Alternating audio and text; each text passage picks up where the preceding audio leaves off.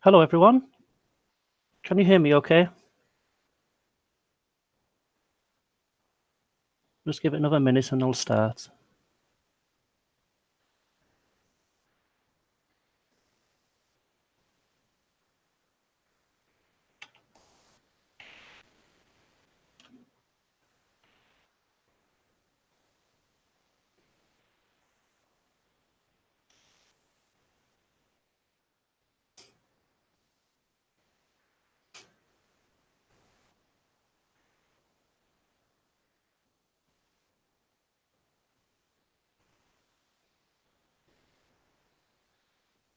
Right, welcome everyone to the first Pandorabots office hours session. My name's Steve Worswick. I hope you can hear me okay. This is the first time we've tried this, so hopefully there won't be any major technical issues. As I say, I'm Steve Worswick. I'm creator of the Mitsuku chatbot, which is widely regarded as being the most human-like conversational AI, due to it winning the Loebner Prize 4 times now.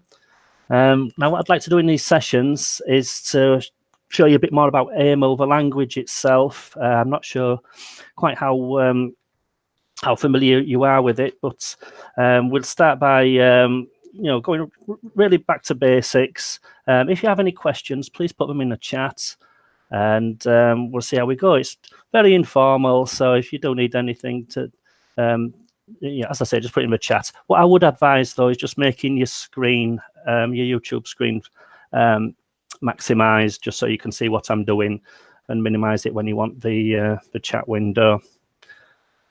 Okay, so let's start real basics. AIML, what is it? Artificial Intelligence Markup Language. Now, what that is, it's a computer language that you use to create a chatbot with. And it's very similar to HTML on a web page, if anybody's used any of that before, in that everything starts and ends with tags. And it's really very easy to use. And we'll show you, we'll make a quick chatbot just to show you just how easy it is. So if any of you have a Pandorabots account already, that's great. You can follow along. If not, just pop along to pandorabots.com and sign in, log in, and you can create your own chatbot. So let's create a new one for this session. So to do that, just go to My Bots, click on the plus sign to add a new bot. Now what it'll say, it'll ask me for a bot name. So let's just, for today, we'll just call it sample. Now you can choose the language and the content. Now with the content, it defaults to a blank bot, which means you'll get nothing else there. It's just an empty bot. But you can also have a few like preloaded templates, which has all the the basics covered, like what is your name and things like that. But for this exercise, we'll make a blank bot. So create a bot. There we go. Right, we now have a bot. Now clicking on this widget at the bottom right, let's see what it says. So we say hello, and it says, I have no answer for that. Why does it say that? It says that because we've not actually coded anything in there for it to respond to. It is, as it said, a blank bot. So let's correct that now. So to do that, we need to actually make some AIML code. Okay, it puts one in there for you, UDC. Now, what all UDC means is the ultimate default category. And what that will do is anything that the bot can't match, it just produces this response here. I have no answer for that. So let's just space that out. Okay, I'll show you how a category works. So let's just make a new one. So insert category. And what we'll try is just a quick hello world. So hello.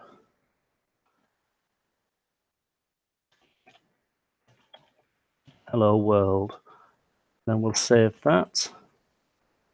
Can test that again in the widget. So now if I type in hello, it says hello world, which is what we've just typed into it. And obviously if you type anything else to it, it still comes up with the I have no answer for that. Now how that works, every unit of knowledge in AIML is called a category. And a category is made up of 2 parts. That is a pattern, which is what do we want to say to the bot? What do your users want to say to the bot? And a template, which is how should the bot respond? So in this case, we've said, whenever the user says hello, the bot should say hello world. Yeah, so to demonstrate that again, let's just make another category. So let's say, what is your name? Now, you don't put punctuation in there. Miss out anything like question marks and things like that. It's just text only. So we can say, my name is, I don't know, Sammy Sample. Save that. Okay, now when we click on here, what is your name? My name is Sammy Sample. Yep, so you notice we can put punctuation marks in there, but you don't put them in your patterns because otherwise it's going to get confused. It's not a valid pattern. So yeah, there we go. So my name is Sammy Sample, which is what we've told it to do there. And of course, it'll still remember our hello world. Okay, now to mix it up a bit, if you just say hello to it all the time and it just says hello world, it's going to get a bit boring. So what we can do is just introduce another tag called a random tag. Now what this does is it gives random responses. So as with every other tag, it's just separated by a list.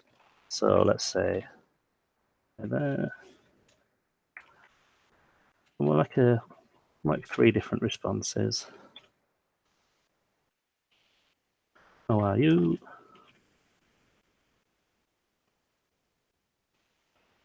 Good to see you.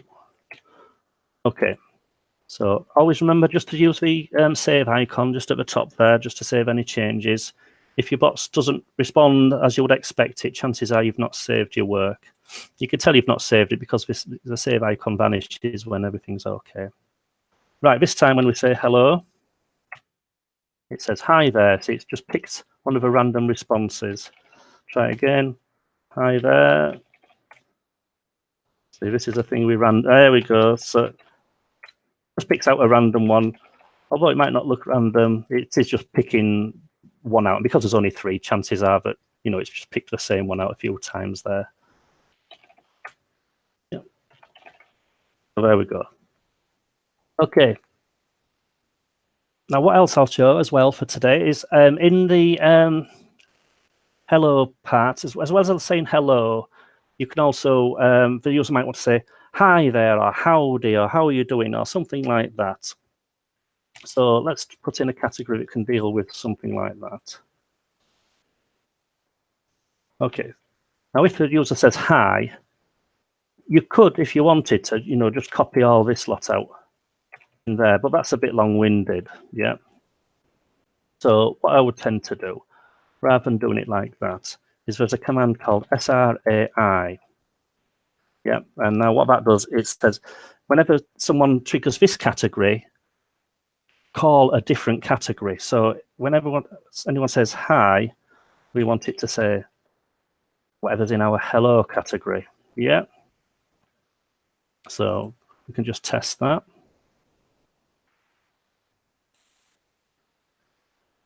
Now if I do hi there.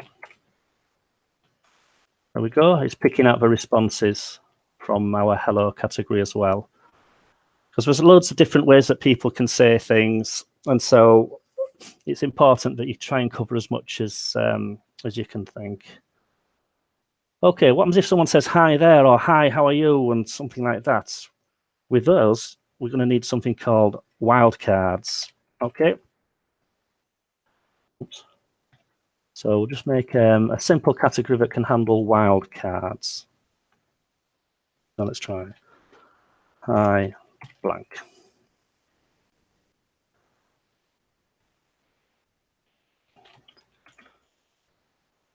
I'll just make a, oops. Yeah, hello. Okay, so what that's saying is anything that starts with the word hi no matter what you put after it, it will be the same as if it said hello. That makes sense. So we'll try that again. So if I try hi there we go. You see, it's still answering. Now you can put as much in there. So hi, how are you? How are you? Yep, see, it's picked up the second one. So we're already getting a fairly believable bot just in a few minutes there. And you can even put gibberish in or anything like that. It'll still work.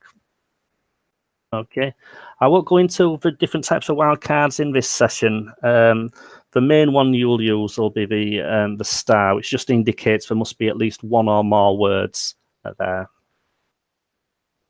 Okay, let's try see if we can get it to remember our name. So let's insert a category. This will demonstrate variables. So if I say my name is, oops. Okay, my name is whatever.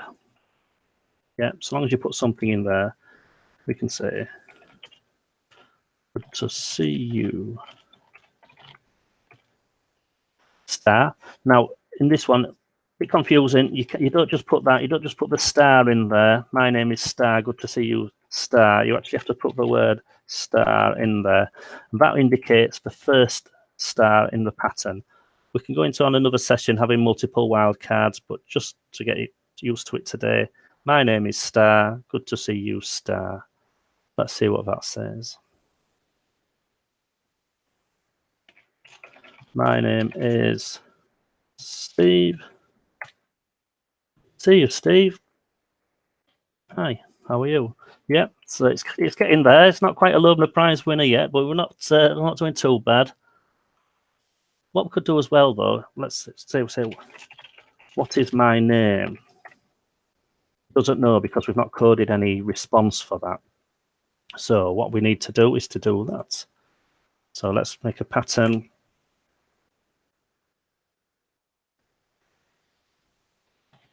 What is my name? Now, unfortunately, we can't just put star in there because there's no stars in this pattern. There's no wildcards in this pattern. So what we need to do is to store the value of this star somewhere. So we can do that using a command called set.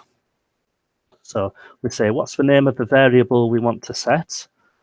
We want to set, let's say, oops, all one word. So set name, first name. Okay, so what have we done there? So we said, good to see you. Set a variable called first name to be the value of whatever's in the star. Okay, so now this time,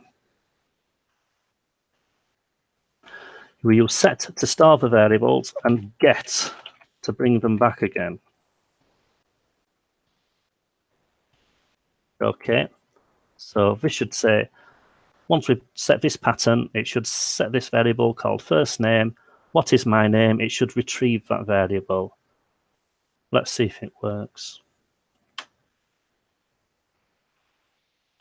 My name is Steve. See you. What is my name? There we go, Steve. It's remembered.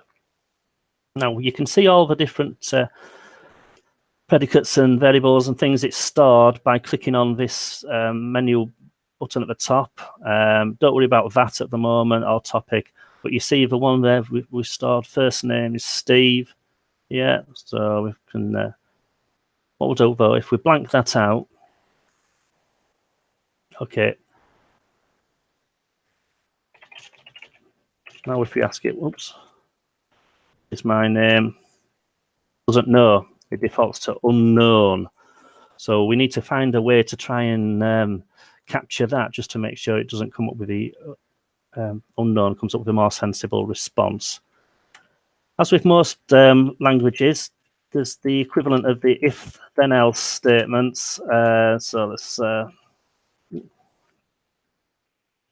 it lined up. Okay, right. What we need to do is to check that the person has actually told them their name first before we display it back to them. So to do that, we use a condition. And what are we checking? We're checking the value of first name. Yeah. Now, let me just type it in and I'll explain what it does.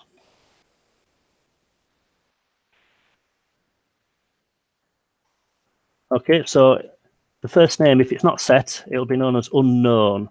So we can say something like, no idea. You haven't told me. Yeah. Otherwise, it'll drop through there. We can say to it, right, do that. Display the name. We can put words around it. So your name is whatever the user told them. Let's try that. Hopefully that makes sense. If it doesn't, I mean, put something in the chat so I know that you're okay. Or if it's too basic as well, let me know that as well. Let's try it out. So, okay, if we put, what is my name? No idea, you haven't told me. That's right, because it's set to unknown. However, if we then fill that in, my name is whatever, Jack. Oops. Okay, what is my name? Your name is Jack. That's right. So it's a more sensible response rather than just saying, what is my name unknown, which isn't really very helpful. You can now get it to explain there. Right, let's have a look at what else. I think for the first session, that's probably as much as I think you need to be looking at, really. There's kind of a real basics there that can cover you can make a simple chatbot there.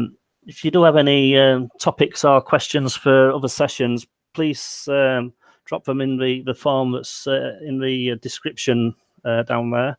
But I'll hang around just in case anybody else comes in with any questions or anything.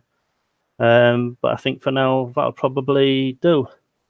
So thanks for your time. I'll hang around, like I say. Thank you.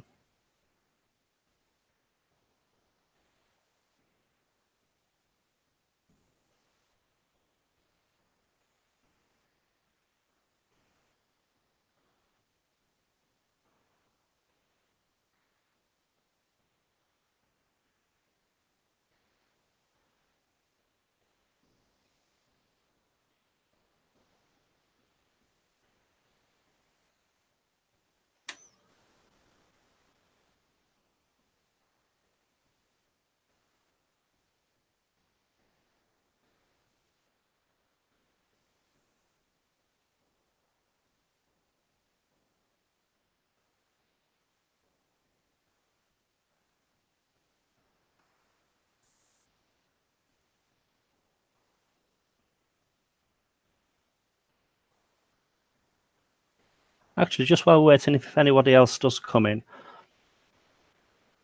what I'll show you very briefly, and we'll go into this more detail, is bot properties. Now, these are the various properties of your bot, like its name, its age, its location, and all this kind of thing. So these are found under here. This, where are we?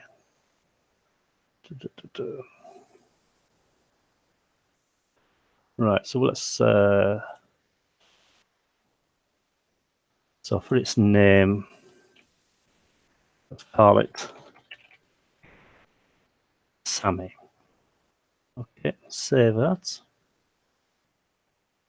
So now instead of saying my name is Sammy Sample, what we can do is this.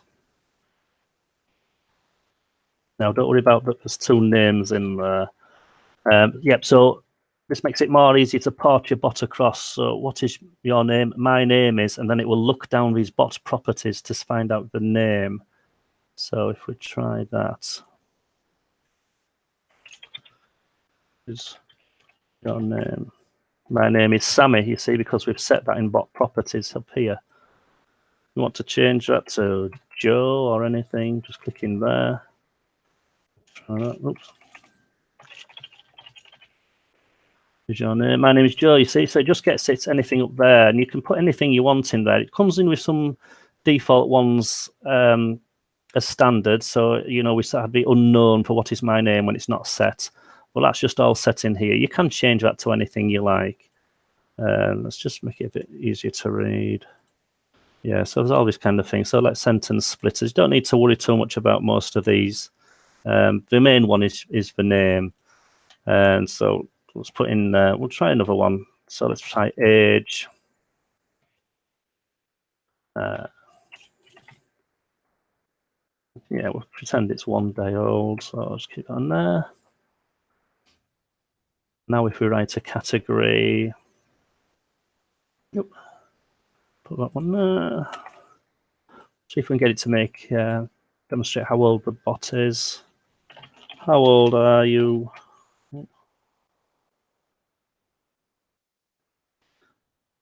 I am. So remember, we called it age.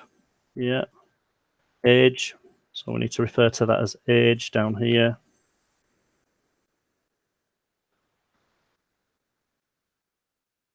Save that. How old are you? I am 1 day old, because that's what we typed it in there. Okay. Right, I hope that's useful for you. It'll be in about 20 minutes or so now. There doesn't seem to be any questions, so I'm going to stop it for now. As I say, if you do have any questions for any future sessions, please put them in the form, or put them in a chat or anything like that, and we'll cover them in a future session. The only question I did receive was one on my Facebook page, which was asking, rather than AIML, it was how did I get into chatbots in the first place? And so I'll just go through that briefly before I sign off. I used to make dance music and techno music for fun, and I always been interested in artificial intelligence and chatbots from an early age, watching things like Knight Rider and Star Wars and all this kind of thing. So when I was younger, we didn't have a technology that then enabled us to make anything like this. So I've kind of forgotten all about it. But one of my fellow producers, he had a chatbot on his site. He'd found one called Alice, which is a really old chatbot that's won the Loebner Prize 3 times. And he'd put that on his website, and I was amazed by it, so much so that I was looking around for ways to build my own chatbot. And I found a few sites, but Pandorabots was by far the easiest one for me to be able to do. I mean, if you've been watching the full session there, you've seen how easy it is to make a fairly believable chatbot in just a few minutes. And it was ideal for me. So I spent a lot of time sort of working on that. And eventually I found that more people were coming to talk to the chatbot than were coming to listen to my music. And at the time, I just had my wife had a baby daughter, and so we couldn't really fill the house with banging techno music. So decided to concentrate on the chatbots by itself. And a games website saw me and saw my chatbots and decided that they'd like one writing for their game sites. And then, the rest, as I say, is history. It's, it was getting thousands of visitors, and then it got to a stage where it was good enough to be entering competitions, and I've been doing it ever since. It's great fun. I would highly recommend it to anybody. Okay, right. I'm going to sign off now then. So thanks for watching, and see you next time. Bye.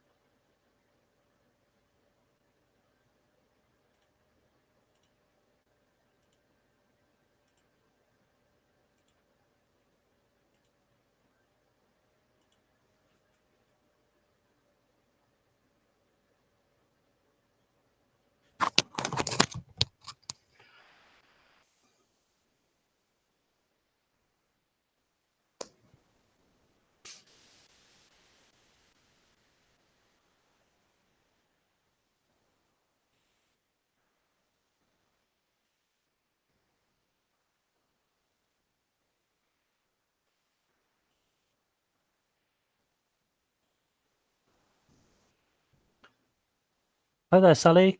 Can you hear me?